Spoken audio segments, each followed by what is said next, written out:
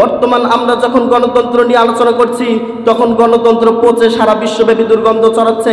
যখন গণতন্ত্রের শাসনের জাতাকলে পড়েন, যুবক হারিয়েছে তার আত্মমর্যাদা, নারী হারিয়েছে তার স্বাধীনতা, সমাজ হারিয়েছে তাদের অনুধাবন ক্ষমতা, বিচারকের কলম হারিয়েছে ন্যায়পরায়ণতা, শাসক হারিয়েছে তার বিচক্ষণতা, মুসলিম হারিয়েছে তাদের নৈতিকতা এবং বিশ্ব হারিয়েছে তার ভারসাম্যতা। এভাবেই গণতন্ত্র ব্যক্তি, সমাজ, রাষ্ট্র, আন্তর্জাতিক সহ প্রতিটি পদক্ষেপে অবনতির ক্ষেত্রে গুরুতর ভূমিকা পালন করছে। সম্মানিত উপস্থিতি, বিশ্লেষণ করলে দেখা যায় মূলত গণতন্ত্র শব্দটাই হচ্ছে একটি শিরকি শব্দ। কেননা গণ মানে হচ্ছে জনগণ, আর তন্ত্র মানে হচ্ছে আইন তথা জনগণের আইন। অথচ আল্লাহর জমিনে আল্লাহর আইন ব্যতীত কোনো ধর্ম, কোনো মতবাদ, কোনো দর্শন, কোনো থিওরি, কোনো কমিউনিজম, কোনো আদর্শ চলতে পারে না। আল্লাহ বলছেন আল্লাহ খলকল আমরা জেনে রাখো, সৃষ্টি যার, আদর্শ চলবে তার। সম্মানিত উপস্থিতি, গণতন্ত্রের সংবিধানে যে সমস্ত বিষয় রয়েছে অধিকাংশ বিষয় যেগুলো ইসলাম সুস্পষ্টভাবে হারাম বলে, এর মধ্যে এক নম্বর হলো গণতন্ত্রের স্লোগান হচ্ছে সমস্ত ক্ষমতার উৎস জনগণ, অথচ ইসলাম বলছে সমস্ত ক্ষমতার উৎস হচ্ছে আল্লাহ। আল্লাহ বলছেন ইনিল হুকমু ইল্লা লিল্লাহ, আমার আল্লাহ তা'বুদু ইল্লা ইয়্যা, যালিকা দীনুল কাইয়্যিম। সম্মানিত উপস্থিতি, গণতন্ত্রে কোন শাসক নির্বাচনের ক্ষেত্রে সবাইকে সমান হিসেবে বিবেচনা করা হয়, হোক সে শিক্ষিত, অশিক্ষিত, চোর, ডাকাত কিংবা বাটপার। অথচ আল্লাহ রাব্বুল আলামিন তিনি বলছেন আফানাজআলুল মুসলিমিনা কাল মুজরিমিন মা লাকুম কাইফা তাহকুমুন।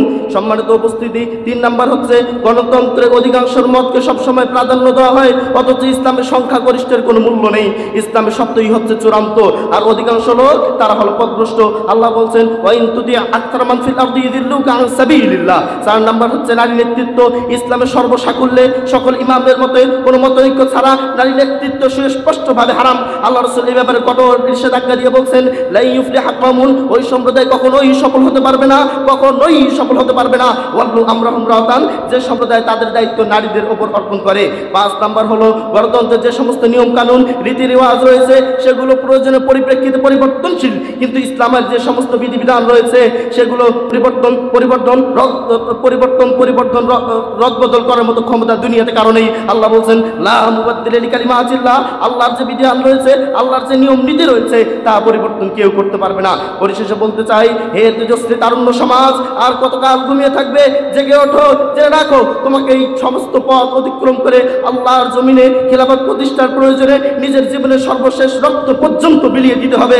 আল্লাহ আমাদেরকে সেই তৌফিক দান করুক। আল্লাহুম্মা আমিন। ওয়া আখিরু দাওয়ানা আলহামদুলিল্লাহি রাব্বিল আলামিন। আসসালামু আলাইকুম ওয়া রাহমাতুল্লাহ।